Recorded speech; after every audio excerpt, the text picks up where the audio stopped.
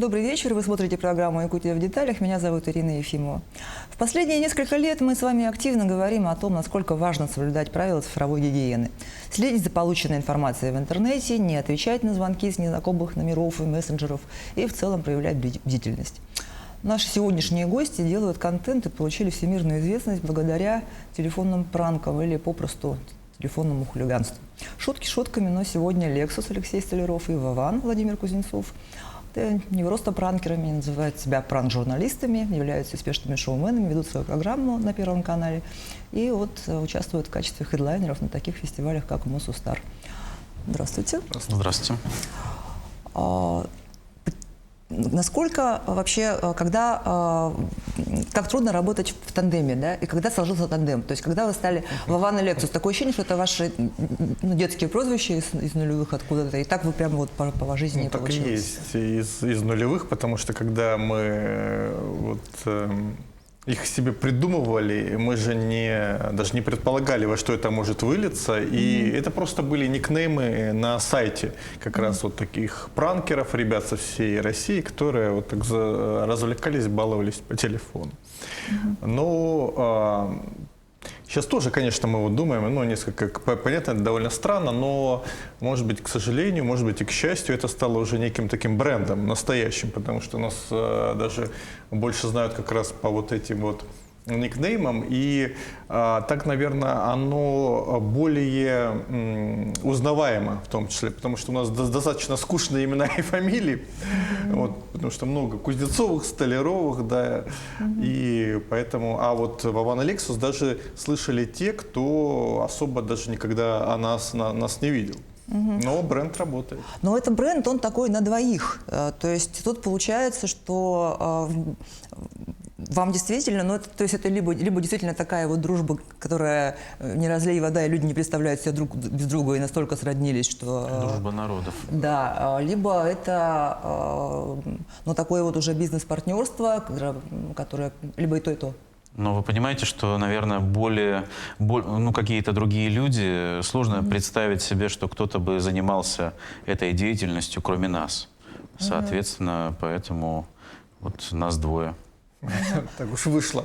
Но так мы знакомы лично, наверное, уже 11-й год, получается, с 2014 года. И как раз вот на фоне общего интереса к таким политическим историям, к политическим пранкам, вот это все и сформировалось. Но когда мы начинали этим заниматься, то есть мы вообще не предвидели, даже у нас, допустим, сейчас молодежь хочет стать известной, популярной, побольше денег, все хотят там тиктоки, прыгать, бегать, веселиться и получать за это много денег. А когда мы начинали, для нас это было именно чисто хобби, и мы никогда не думали, и у нас не было такого желания как-то прославиться, получать какие-то гонорары за это. Это просто было то, что нам интересно, и внутренне. Просто вот так получилось. Более того, я скажу, что в те времена скорее нужно было сохранять анонимность, нежели как-то публично где-то выступать, что-то говорить. Но вот мы видим, что когда у нас стала появляться общественно важная информация, которую мы стали добывать, то нужно было как-то себя верифицировать, что это не просто кто-то какой-то компромат сливает на кого-то или какие-то вот данные непонятно откуда приходят, что эти люди существуют. Поэтому нам пришлось раскрыться. Но даже до сих пор сейчас некоторые считают, что Вован и Lexus это просто два каких-то актера, а Вован и Lexus это некий специальный отдел ФСБ, который занимается такими разоблачениями, расследованиями. Ну, кстати, со связи с вашей ФСБ прям люди не сомневаются. Да. Почему? Сомневаются. Какие-то определенные люди не сомневаются, какие-то сомневаются, какие-то уверены, что нет. Но ФСБ это уже прошлый век. Сейчас же есть новая, более конспирологическая концепция о том, что в глобальном заговоре, вот в этом мы участвуем, теории заговоров, что есть некая вот эта вот надгосударственная организация. И, например, когда какие-то политики, ведущие, там, главы государств или, например, даже Генри Киссинджер, они хотят выдать на публику какую-то информацию, но которую они от себя не могут дать публично. И они обращаются к нам, может быть, через какие-то пиар-агентства, может быть, напрямую, и просят вот сделать такой пранк. Ну, то есть часто нам звонят президенты, там Генри Киссинджер, может быть, мечтал он перед смертью, чтобы мы его так вот разыграли. И, значит, есть такая действительно идея, что мы часть вот этой глобальной элиты мировой, которая занимается такими закулисными делами. Но это вот более интересно, то есть растет внимание общества. А вам льстят такие слухи? Ну, на самом деле это забавно, но мы-то понимаем, что это как бы это бред, да, но некоторые люди действительно в это верят. Ну, нет предела сумасшествию. Да. А как чаще реагируют люди вот по ту сторону телефонного провода? То есть есть какой-то процент звонков, которые не вошли в видео, что там какой-то процент дублей или прям вот это вот интересно? Ну, здесь, в принципе, как, наверное, и любой журналист, потому что понятно, когда ты делаешь какое-то большое интервью, и там, допустим, оно может быть на 2 часа идти, да, в эфир выйдет 40 минут.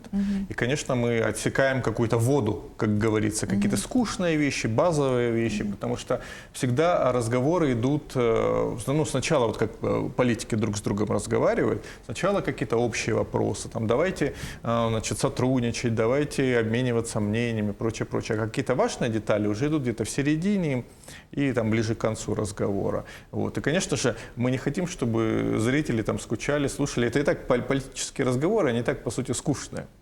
Вот. И чтобы не нагромождать такими вещами, мы, конечно же, фильтруем и оставляем какие-то основные, самые важные, самые интересные моменты. А в какой момент вообще произошел вот этот поворот в политическую сторону, и что это был за первый такой звонок, с которого все началось? Первый звоночек. Первый звоночек. Ну, все-таки как бы мы росли, развивались, и наши интересы тоже менялись. Нам стало больше интересно, любопытно, что происходит. Да, что происходит в мире, как-то получать эту информацию. Но поскольку навыки общения с там, незнакомыми людьми у нас уже были, мы решили применить это на практике, и получилось, я считаю, что довольно интересно, и вылилось вот в такую деятельность, которую мы уже много лет ведем. А кто первый был, помните? Из политиков? Из политиков. Ой, трудно. Ну, сейчас уже не вспомнить. Ну, кто-то из этих политиков уже умер, да, там, Березовский там. Алексей любил в конце нулевых терроризировать Бориса Березовского. Тот жил уже в Лондоне, и вот Алексей ему названивал постоянно, и Борис очень ругался, и даже когда-то говорил, что ты мне мешаешь, я считаю деньги. Вот. А потом он очень грустил, Алексей ему как-то стало реже звонить. Ну и мы знаем, что произошло. Но тем не менее, вот этот интерес, да, по поводу тех политических фигур, которые были там, как раз в период распада Советского Союза, они были интересны. Там и Горбачев у нас был в свое время, когда мы с ним общались. Ну, это все переросло уже в геополитику. То есть Джордж Буш пару лет местные назад. уже стали меньше интересны, поэтому мы вот как раз стали общаться с теми людьми, которые определяют глобальные такие вещи. Давайте зрителям покажем фрагмент. Я каждый месяц плачу просто фонд 5 штук, как минимум, понимаешь? Без учета того, что мы иногда просто покупаем с Асей, с моей женой какие-то автобусы с реанимацией, что-то еще и так далее. Вот если фотографию увидишь, там, когда прилетела ракета, забыл куда. Была такая, в больницу прилетела ракета, там стоит автобус такой на фоне, вот это мой. Я работаю с израильскими фондами, я израильтянин все-таки, я работаю официально. Как вы считаете, почему люди вам верят? Это актерская игра или это такая доверчивость людская, или психологическая приемы, или все вместе?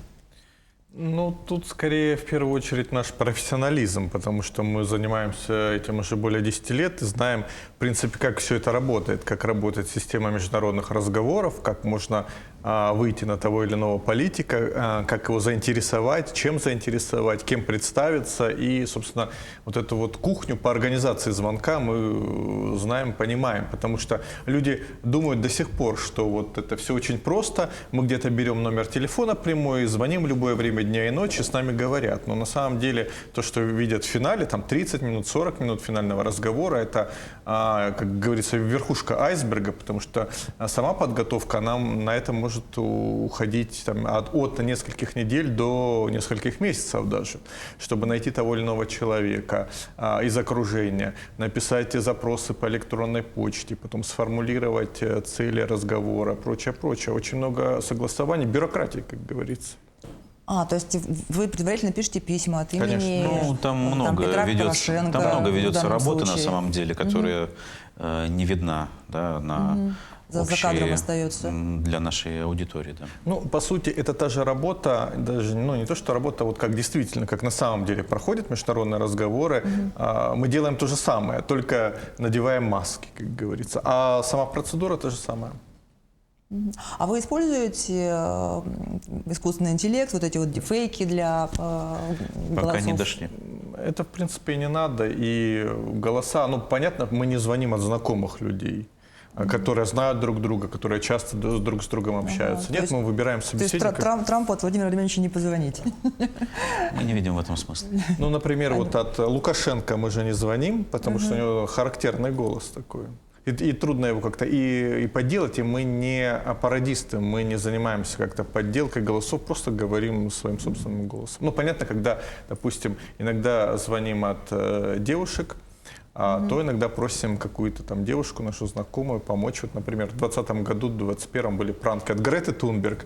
И Грета у нас играла, наверное, 4 девушки всего за этот период времени. А Алексей в разговоре был отцом Греты, который как бы модерировал этот разговор и направлял в нужное русло, и там задавал какие-то вопросы. Но ведь где-то все равно есть такая, тут такая опасная грань какая-то есть, да, где вот шутка... Ну, проходит... это не шутка уже, давно не шутка. И тут же у нас задача, в первую очередь для нас, и показать, как говорится, все, что скрыто. То есть получить какую-то общественно значимую, общественно важную информацию, особенно в такое сложное время, как сейчас, и показать, что из себя представляют западные политики. Именно вот эти настоящие закулисные переговоры, как они выглядят, потому что финалом для там, людей, допустим, есть какие-то просто вот эти политики выкладывают какие-то пресс-релизы, мы поговорили там, ну, буквально о погоде, да, а как на самом деле, потому что в разговоре бывает одно, а по телевизору там где-то или в СМИ, в интернете вам говорят, причем официально говорят совершенно другое. Но вот и мы показываем, что из себя эти люди представляют, как они действуют. И даже не то, чтобы только наши граждане нашей страны посмотрели, но и как раз те люди, гражданами которых руководителями которых являются руководителями, эти которыми люди. являются как раз эти люди. Потому что часто у нас есть как раз отклик от западной аудитории. И нас часто благодарят, там, говорят спасибо, что мы там не знали. И очень бывают громкие истории даже на Западе от наших пранков. Еще, наверное, очень важно выбрать момент, да? Конечно. Когда именно позвонить?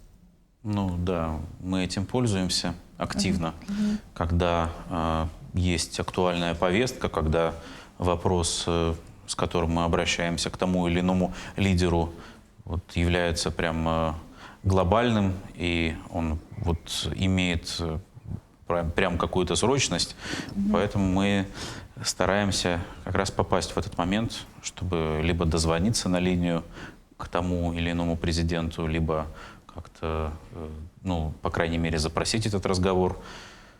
Но плюс здесь я еще скажу, что нужно быть интересным своему собеседнику, и для этого нужно выбрать повод, с чем ты обращаешься к тому или иному человеку. Да. Потому что это, наверное, играет, ну, может быть, 30% успеха, если ты выбрал нужный повод, что человек...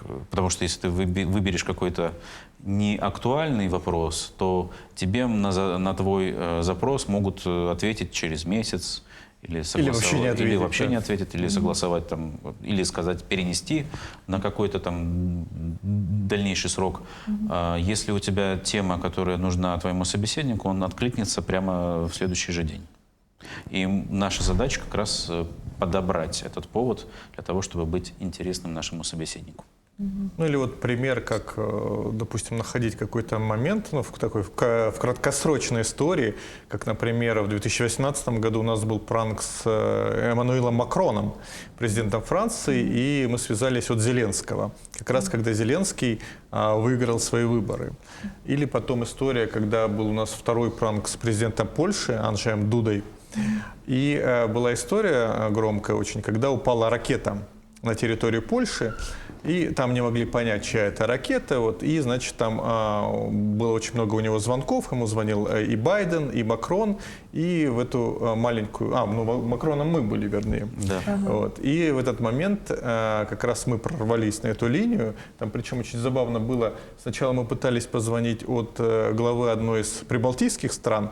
Но они сказали, нет, там, занят, звоните завтра. И тогда мы подумали, что делать? Давай попробуем, позвоним от Макрона, потому что с ним он еще не говорил. И действительно, они сразу, это вы сейчас подождите, я вас соединю. Да. Ну да, мы выбрали именно нужную фигуру, нужный повод и нужное время. Ну, на самом деле, по большей части все разговоры, они такие идут в длительной перспективе. Это вот обмен вот этими письмами, любезностями и как бы такая достаточно длительная история. Подготовка длительная история, а вести сам разговор, это же все равно какая доля импровизации здесь? Самое простое – вести разговор с человеком, поскольку ты уже его изучил, ты уже все стадии согласования прошел, ты уже знаешь, о чем его спрашивать. И здесь, в принципе, дальше ты управляешь этим разговором. Ты примерно понимаешь его ответы.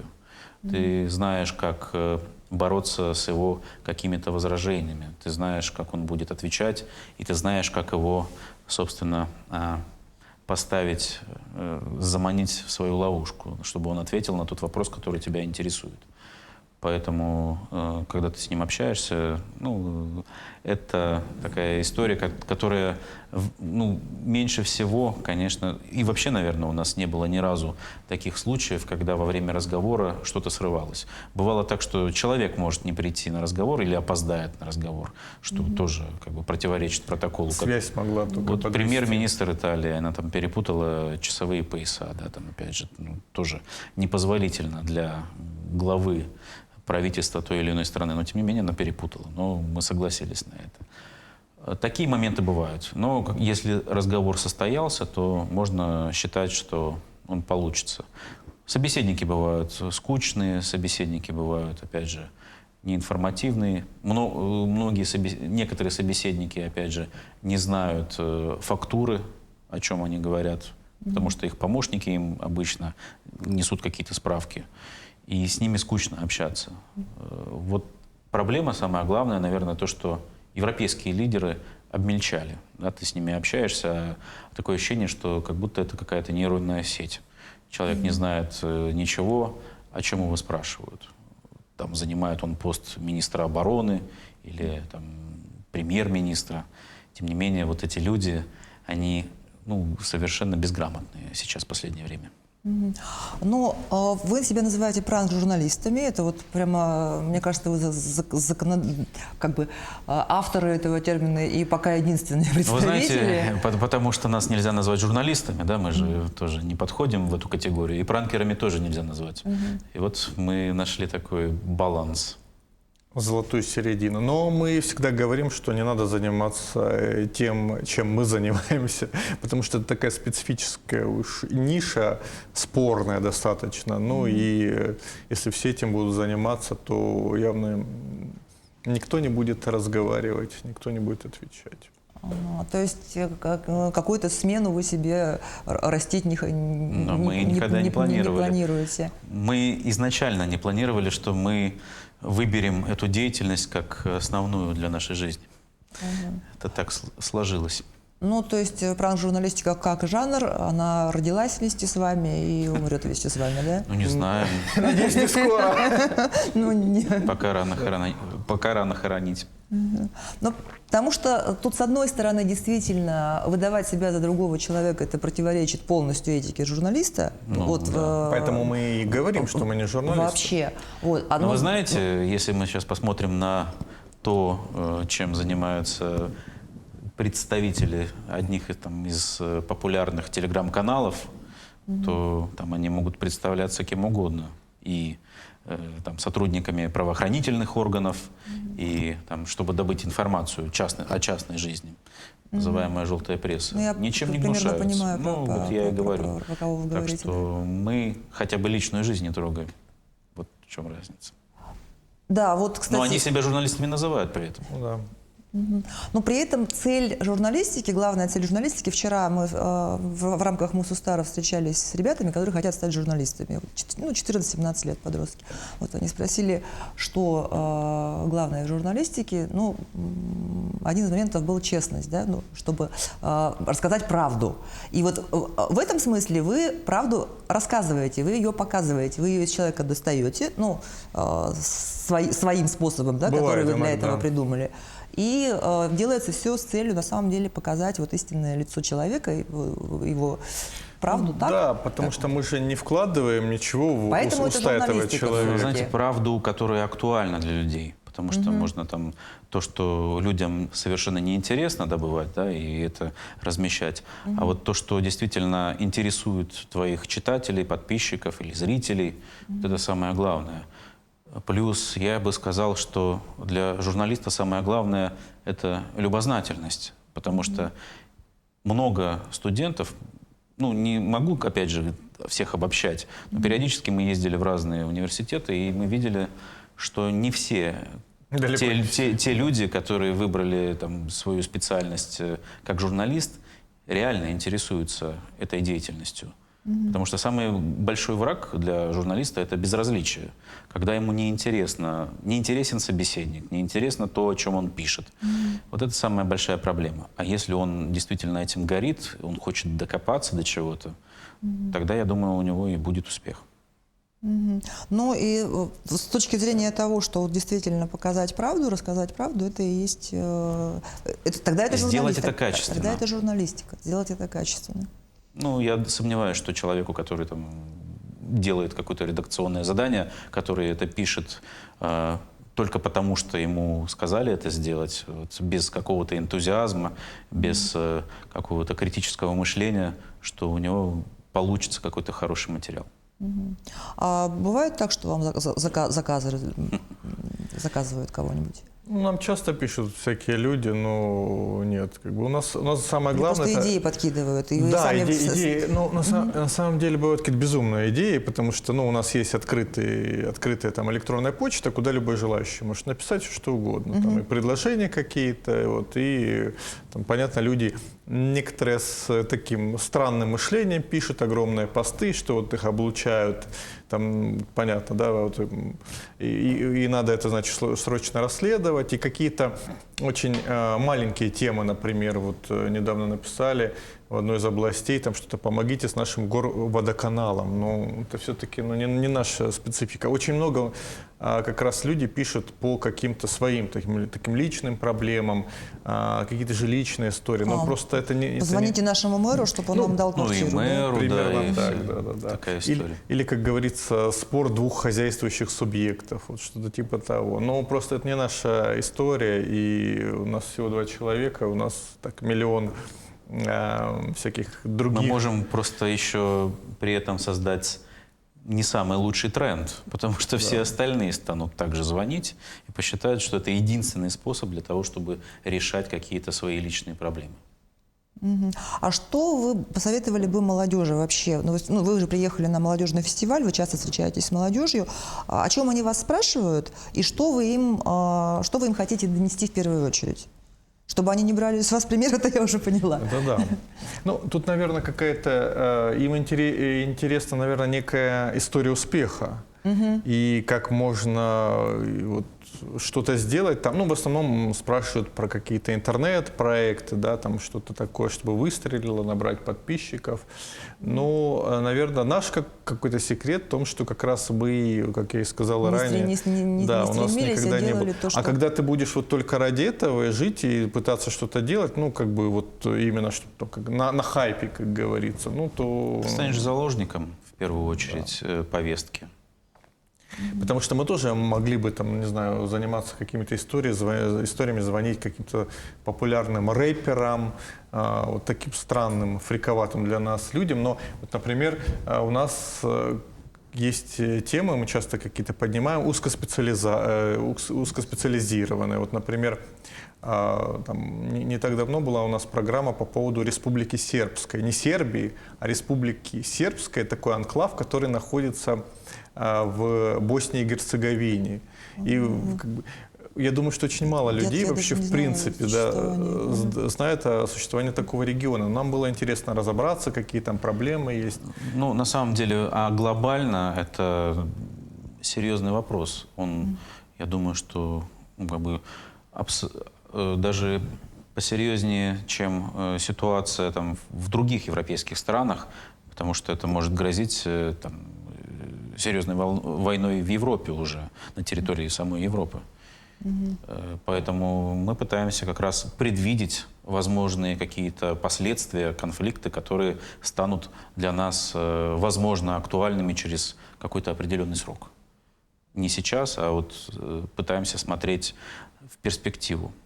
То есть фактически вы пытаетесь формировать дальше повестку, влиять на нее международную? Ну, мы же общаемся с мировыми лидерами не только для того, чтобы понять то, что у них сейчас в голове, а чтобы понять то, как они будут мыслить через полгода, через год. То есть какие у них настроения сейчас, чтобы было понятно для наших слушателей, зрителей, вот, как тот или иной политик будет поступать при разных сценариях. Да, там, опять же, по поводу перемирия, какие есть условия у того или иного лидера. То есть мы видим, как их мнения отличаются. Вот в том году у нас было там, порядка, я думаю, 11 разговоров с главами правительств Европейского Союза. Да, и мы могли просто-напросто отследить, как отличаются взгляды этих людей. Да, и примерно понять, какое настроение у Европейского Союза относительно конфликта на Украине. Я думаю, что это ценная информация.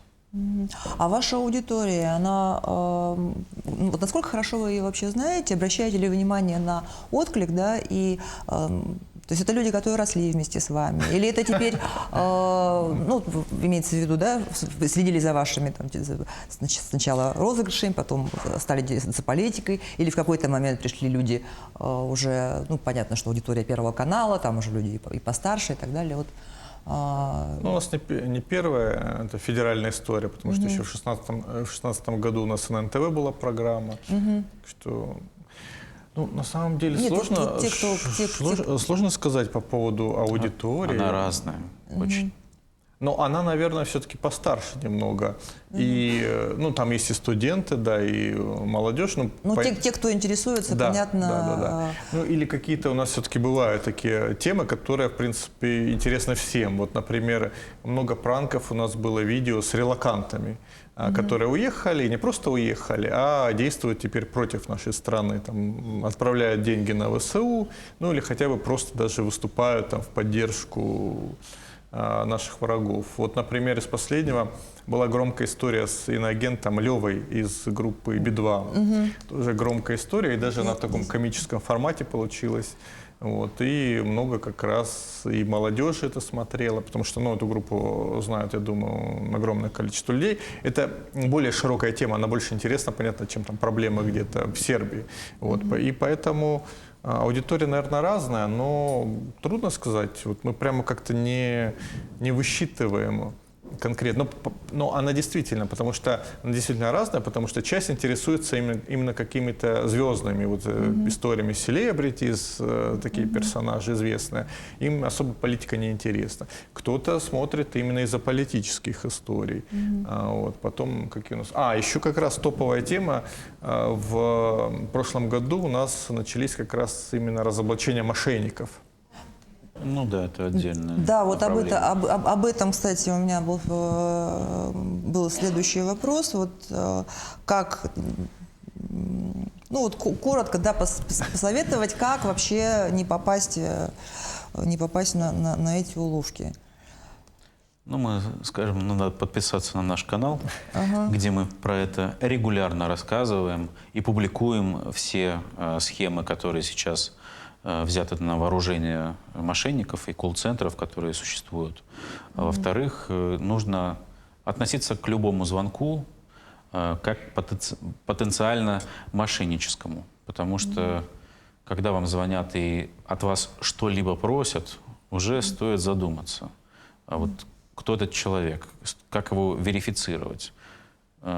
Нету, конечно же, никакого уникального метода борьбы с мошенниками, потому что они постоянно как-то эволюционируют. Да, причем быстрее, чем...